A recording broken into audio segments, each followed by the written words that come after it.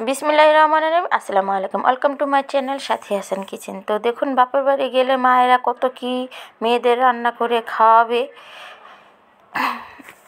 তো কোন পিঠা খাওয়াবে, কোনটার থেকে কোনটা ছেড়ে কোনটা খাওয়াবে দিশে নেই। মার হাতে এরকমই হয়। তো শীতের সকালে মায়ের হাতে এরকম মজার পিঠা খেতে কার না ভালো লাগে। তো আমরা সবাই মিলে বসে একসাথে বানালাম। তো দুধ পুলি বানানো হবে চই সেমাই দিয়ে। তো এটা হলো আমার বড় আপু বানাচ্ছে। তো আমি গেছি পর বড় আপুও গেছে। তো বোনেরা ভাবিরা সবাই মিলে একসাথে পিঠা বানাচ্ছি। তো দেখুন, বড় ভাবি বানাচ্ছে। বড় ভাবি পিঠাটা আমার থেকে আরও বেশি সুন্দর হয় ডিজাইনটা, বড় আপুরটাও সুন্দর হয়। তা আমিও সাথে বানাচ্ছি আর আমি ভিডিও করছি বসে বসে।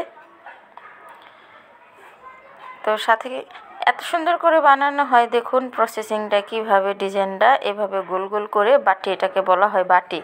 তো আগে টিপে টিপে গুঁড়ি নিয়ে টিপে টিপে বাটির শেপ আনা হয়। তো এখানে নারকেল চিনি দিয়ে মাখানো। তো ভিতরে এটাকে পুর বলে, নারকেলের পুর। এটাকে দিয়ে এইভাবে হালকাভাবে একটু চাপ দিয়ে এখন এটার ডিজাইনটা করা হবে। এটা একেবারে সহজ, দেখুন কিভাবে সুদক্ষভাবে ডিজাইনটা করে ফেলছে বড় ভাবি।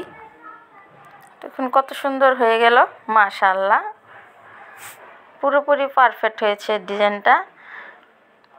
তো আমার মেয়েও বানাচ্ছে, আনিশা। তো ও ফার্স্ট ট্রাই করছে, বলছে আমারটা কীরকম। বলছি থাক, কিছু হবে না, তুমি তো এখন শিখছ, করতে করতেই হয়ে যাবে শেখা।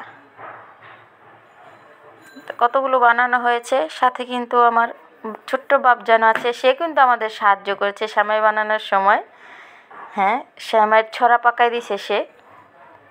তো সবগুলো দেখুন হয়ে গেছে। আর এই যে এখানে চই সেমাই বানাচ্ছে। তো এইখানে তাওহিদ সাহায্য করেছে, চই সেমাই বানাচ্ছে। এখন রান্না করার পালা। তো মা কিন্তু আগেই খেজুরের গুড় দিয়ে শিরাটা বসিয়ে দিয়েছে। তো বড় আপু এসে পড়লো, এখন দুজনে একসাথেই বানাবে। তো আমি বলছিলাম একসাথে ঢেলে দিতে, বড় আপু বলছে না একসাথে ঢেলে দিলে তো দলা পেকে যাবে, অল্প অল্প করে দিতে হবে, তাহলে আর দলা পাকবে না।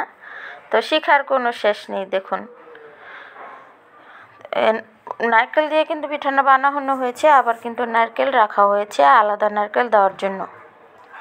তো এই দুধ পুলি পিঠাটা কিন্তু খুবই মজা। শুধু পুলিটা দিলেই হবে না, সাথে কিছু সেমাইও দিতে হবে। তো এখানে দেখুন গরুর দুধগুলো জাল দিয়ে কি ঘন করা হয়েছে, তার সাথে এখন ডানো দুধ দেওয়া হচ্ছে যাতে আরও ক্রিমি হয় দুধটা, আর পিঠাটা খেতে যান অনেক মজা হয়। তো দেখুন আমাদের দুধ পুলি কিন্তু সেমাইটা পুরোপুরি হয়ে গেছে। কিছুটা বলক দিয়ে নামিয়ে ফেলছে, না হলে একেবারে গলে যাবে বেশি যদি জাল করা হয়। আর দুধটা কিন্তু একেবারেই ঠান্ডা করা। গরম সেমাইয়ের মধ্যে কিন্তু দুধ কখনোই ঢালা যাবে না, তাহলে দুধ ফেটে যাবে। তাই এখন আমরা গুঁড়ো দুধগুলো মিক্স করে নিলাম। এই সেমাইয়ের মধ্যে আমরা এখন এগুলো দিয়ে দিব। তো দেখুন কত মজাদার, এই পিঠা খেতে মজা হবে না তাহলে কি হবে। আর মায়ের হাতের পিঠা, বোনের হাতের পিঠা, ভাবির হাতের পিঠা, সবার ভালোবাসা এখানে মেশানো। তো অবশ্যই মজা হবে। তো মারা তো এরকমই, মেয়েরা যখন বেড়াতে যায় বাসায়, তখন মারা মেয়েদের কি রান্না করে খাওয়াবে।